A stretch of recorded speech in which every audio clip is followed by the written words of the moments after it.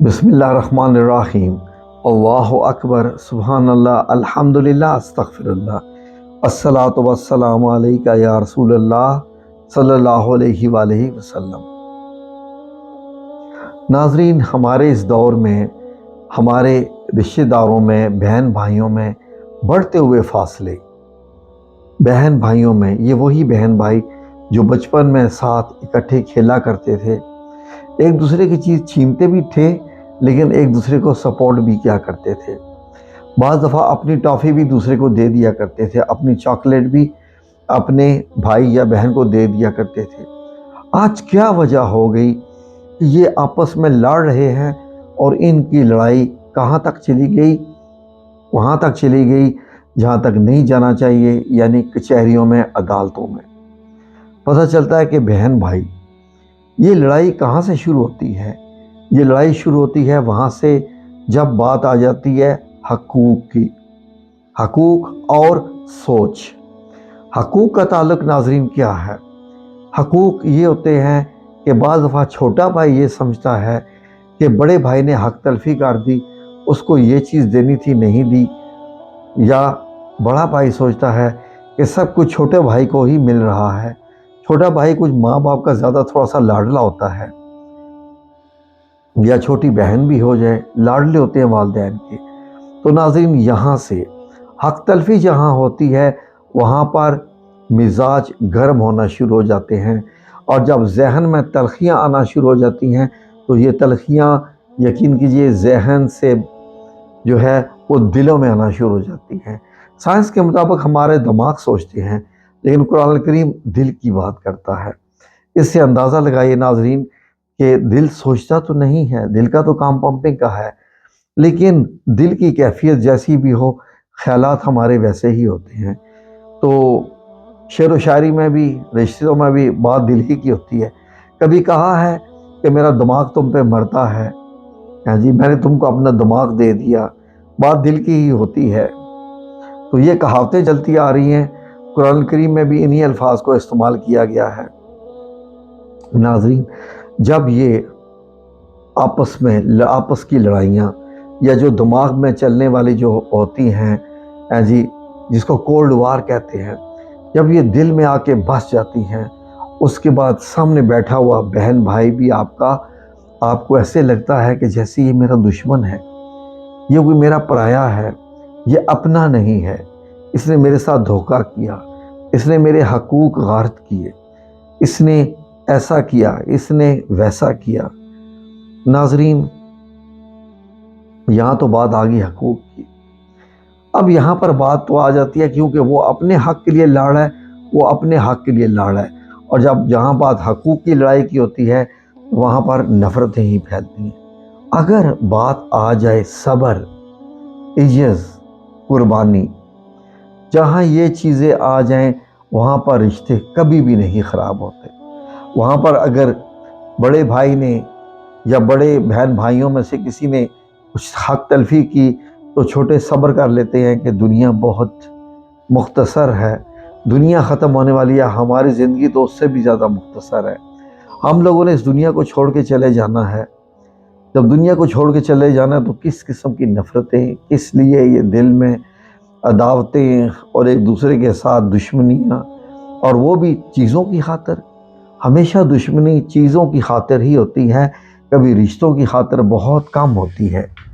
ہمیشہ یہ میری چیز، وہ میری چیز، یہ میری چیز، وہ میری چیز۔ یقین کیجئے ان چیزوں نے، یہ چیزیں ساری وہ ہو جاتی ہیں جو کہ ختم ہو جانے والی ہیں۔ ناظرین، فار ایگزامپل بات ہو رہی ہے مکان کی خاطر، مکان کی، گھر کی، زمین کی، جائیداد کی، تو یہ چیزیں ناظرین زمینیں میں ہی رہ جاتی ہیں۔ بھائی ایک دوسرے کو قتل کر کے قبروں میں جا بیٹھتے ہیں، جو قتل ہو جاتا ہے قبر میں چلا جاتا ہے، جو قتل کرتا ہے وہ تھانے کچہری کے چکر لگاتا رہتا ہے اور ساری عمر جیل میں سڑتا رہتا ہے۔ وہ زمین وہیں کی وہیں ہوتی ہے جس کے لیے آپس میں بہن بھائی لڑتے ہیں۔ حق مارنے والا یہ سوچے کہ میں کتنے دن کھاؤں گا، کب تک کھاؤں گا، کہاں تک، کیا میں یہ اپنی قبر میں لے کے جا سکتا ہوں؟ اتنا سوچا کیجئے کہ یہ جو مال جس کے لیے میں لڑ رہا ہوں اپنے بھائی سے، بہن سے، کیا یہ میں قبر میں لے کے جا سکتا ہوں؟ یقیناً نہیں لے کے جا سکتے۔ جب نہیں لے کے جا سکتے تو پھر کس لیے لڑتے ہیں؟ کس لیے لڑتے ہیں؟ ناظرین، میں آپ کو ایک مزے کی بات بتاؤں، ہم 8 بہن بھائی ہیں، ہم 3 بھائی اور 5 بہنیں ہیں۔ میں گھر میں سب سے چھوٹا ہوں، میں گھر میں سب سے چھوٹا ہوں۔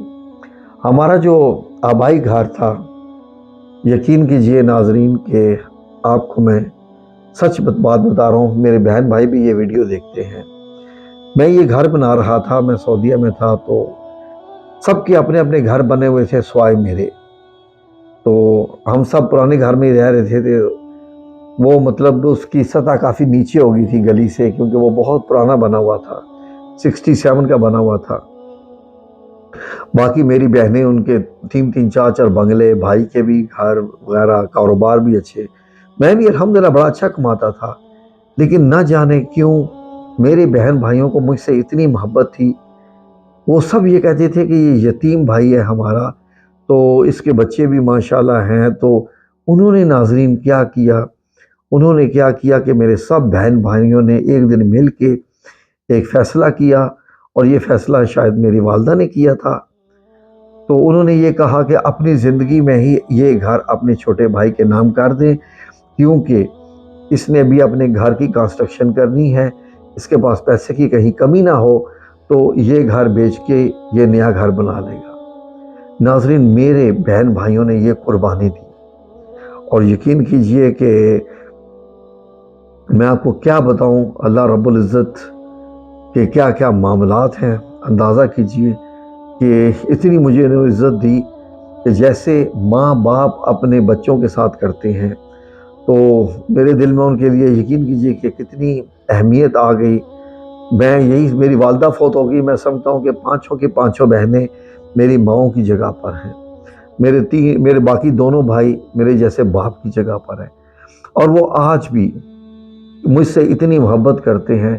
یقین کیجئے بڑی حیرانگی ہوتی ہے کہ کون سے بہن بھائی ہیں جو آپس میں لڑتے رہتے ہیں، جائیدادوں کی خاطر لڑتے رہتے ہیں۔ میرے بھائی کے ساتھ آپ لوگوں نے میری ویڈیو دیکھی اسی چینل پہ، جب وہ آئے تھے تو انہی کے ساتھ ہی مطلب بات ہوئی، اور آپ لوگوں کے ساتھ کتنی اچھی بھی بات چیت ہوئی۔ تو یقین کیجئے ہمیشہ میں نے تو اپنے بڑے بھائی میں اپنے باپ کا روپ ہی دیکھا۔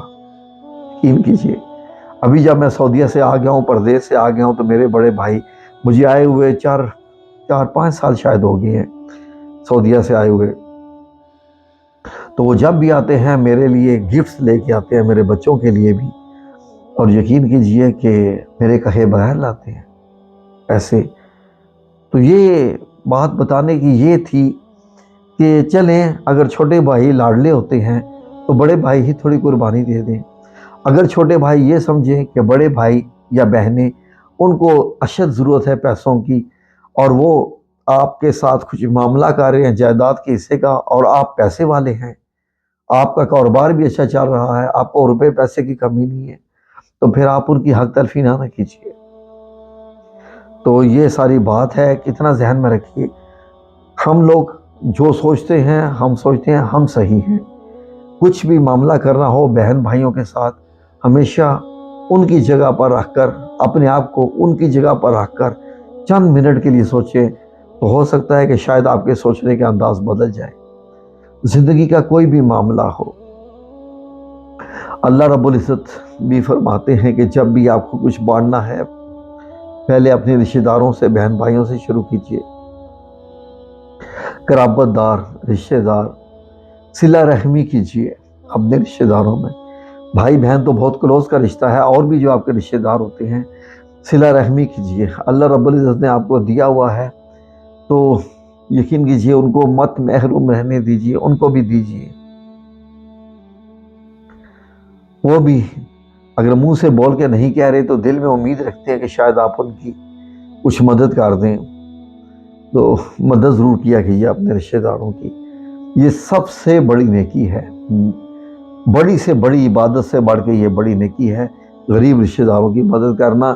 یقین کیجئے اللہ رب العزت آپ کی زندگی برکتوں سے بھر دے گا، آپ کو صبغت اللہ کر دے گا جب آپ اپنے رشتہ داروں کی مدد کریں گے انشاءاللہ۔ آمین یا رب العالمین برحمتک یا ارحم الراحمین۔